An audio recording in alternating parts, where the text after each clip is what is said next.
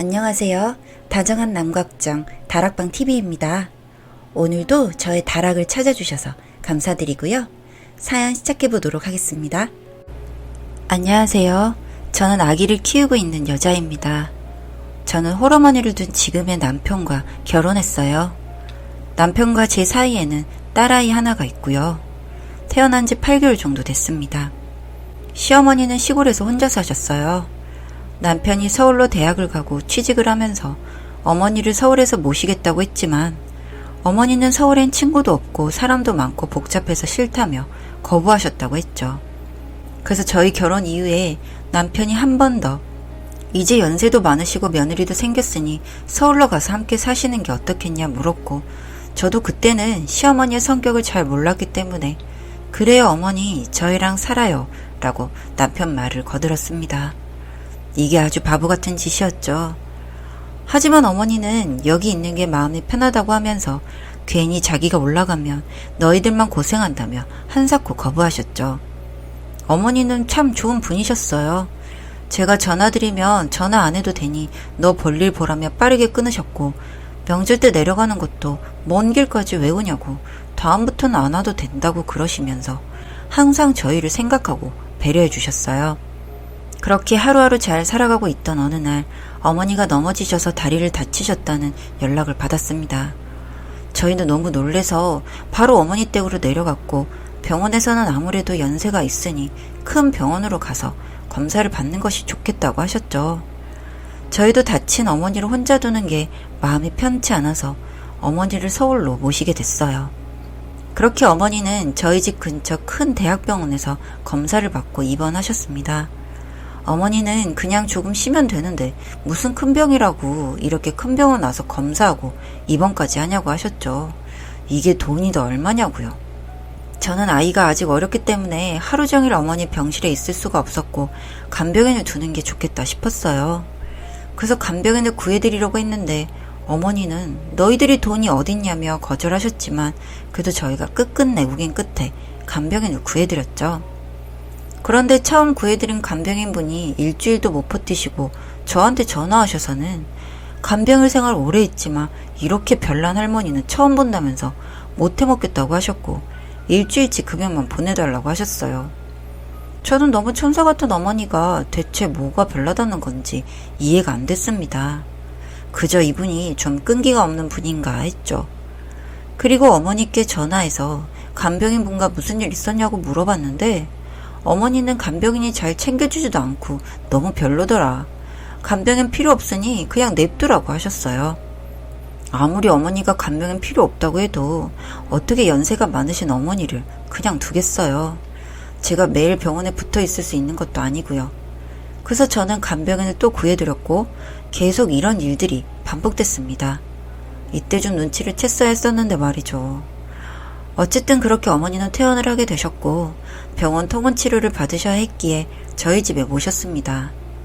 저는 어머니가 워낙에 저희를 배려해 주시고 생각해 주셔서 집에 오시면 아이랑도 놀아주시고 조금은 편하겠다라고 생각했어요. 그리고 어머니가 퇴원하실 때 남편은 회사 일을 뺄 수가 없어서 제가 아이를 데리러 모시러 갔고 그렇게 함께 집에 오게 되었습니다. 그런데 어머니는 오시자마자 냉장고를 열어보시고 냉장고가 이게 뭐냐며 살림을 대체 어떻게 하는 거냐고 간섭을 하기 시작하셨어요. 그리고 우리 아들 밥이나 제대로 얻어먹고 다니고 있는지 모르겠다고 하셨고요. 저는 평소에 알던 어머니의 모습과 조금 달라서 당황했지만 어머니도 이런 면이 있으시구나 하고 그냥 넘겼어요. 오전 시간에 퇴원을 하셨기 때문에 점심을 먹어야 했는데 제가 차려드린다고 하고 어머니는 쉬시라고 했죠. 그리고 어제 저녁 남편과 먹다 남았던 찌개와 반찬들을 꺼내고 함께 식사를 하려고 하는데 어머니는 찌개를 한번 떠먹어 보시더니 이것도 음식이라고 했냐며 맛이 왜 이러냐고 하셨죠. 그러면서는 도저히 못 먹겠다 하시면서 숟가락을 쾅 하고 내려놓으셨고 큰 소리에 놀라 자고 있던 아이가 울기 시작했습니다. 그리고 아이가 우는데도 어머니는 우리 아들은 이런 맛 안 좋아하는데 결혼하다니 애가 말랐던 이유가 여기에 있었구나 하시며 계속 잔소리를 하셨어요. 저는 어머니 입맛에 안 맞으시냐고 애기 아빠는 항상 밥 2공기씩 먹는다고 하며 아이를 달랬습니다. 이때까지만 해도 저는 심각성을 못 느꼈던 거죠. 어머니는 또 계속해서 아이가 오니까 우리 아들은 아기 때 한 번을 울지 않았는데 걘 누굴 닮아서 그렇게 목청이 크고 시끄럽냐? 고 하셨어요. 저는 어머니 소리에 계속 아이가 울음을 그치지 않아 어머니 말을 무시하고 방에 들어가 겨우겨우 아이를 진정시키려고 하는데 주방에서 뭔가 분주히하고 있는 소리가 들렸습니다. 아이를 진정시키고 다시 재워놓고 밖으로 나가보니 어머니는 제가 한 찌개며 반찬이며 다 버리고 계셨죠. 저는 너무 당황을 했고 아무리 입맛에 안 맞으셔도 아깝게 왜 다 버리시냐고 했죠.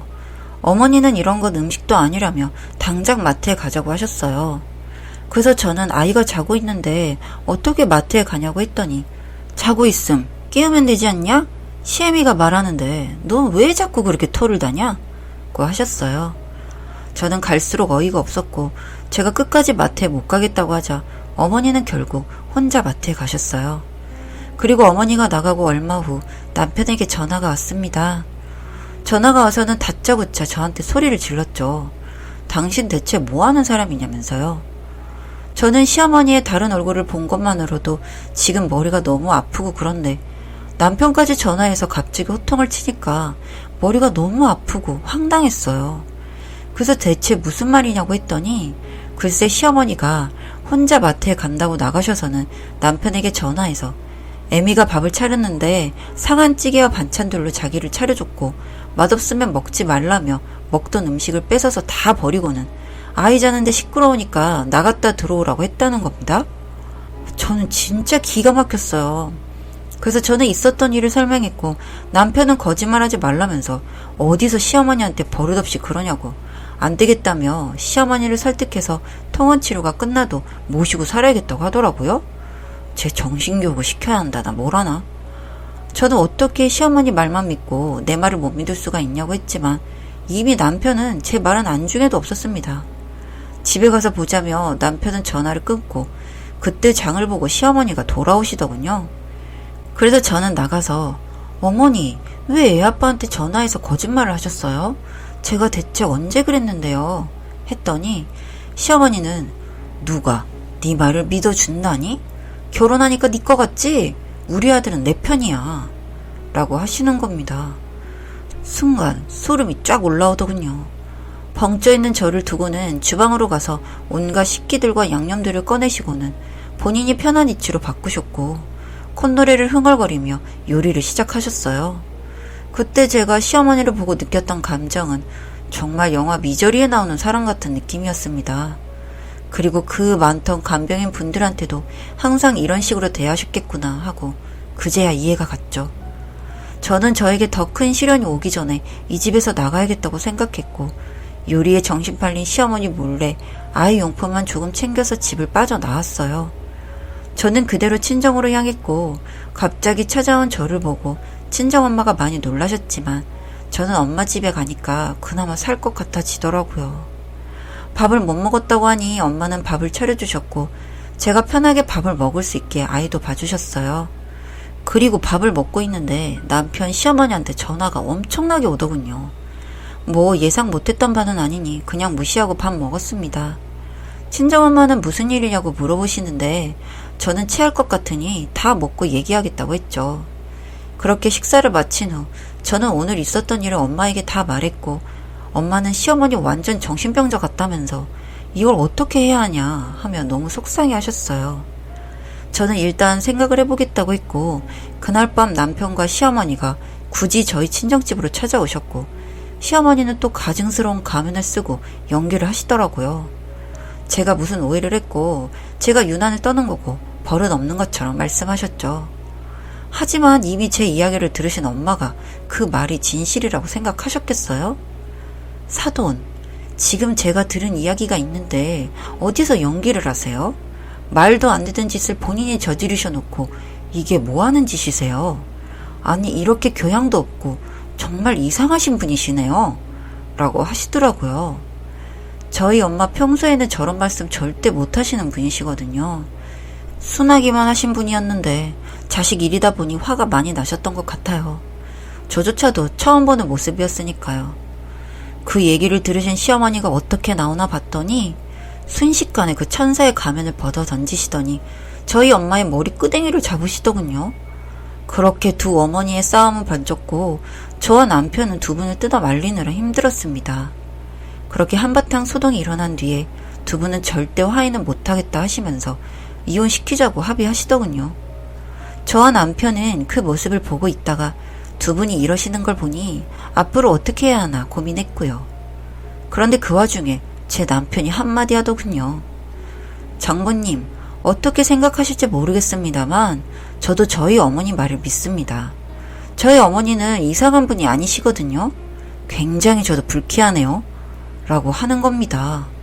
이 미친, 헛웃음이 나더라고요. 이놈은 정말 남의 편이라는 남편이구나 하는 생각이 들었습니다. 아니 그럼 저는 시어머니에게 쉬어빠진 음식을 주는 그런 년이라는 거잖아요? 혼자 어이가 없어서 웃었더니 시어머니가 남편이 저보고 미쳤냐고 난리길래 응, 미쳤다. 네, 미쳤네요. 그렇게 둘이 서로 믿고 신뢰하시니까 영원히 둘이 사세요. 원하시는 대로 이혼하도록 할게요. 라고 했네요. 그렇게 저희 부부는 합의 이혼을 했습니다. 뭐 그렇게 혼인기간이 길지도 않으니 이게 제일 낫다고 하더라고요. 자식 누가 키우냐로 한번 말은 했는데 남편도 자신 없는지 포기하더군요. 이런 인간이랑 결혼한 제 자신이 참 누굴 탓하겠습니까? 그래도 미저리 영화 속 시어머니 같았던 그 여자를 다시 안 봐도 된다 생각하니 살 것 같습니다. 여기까지 봐주셔서 감사합니다.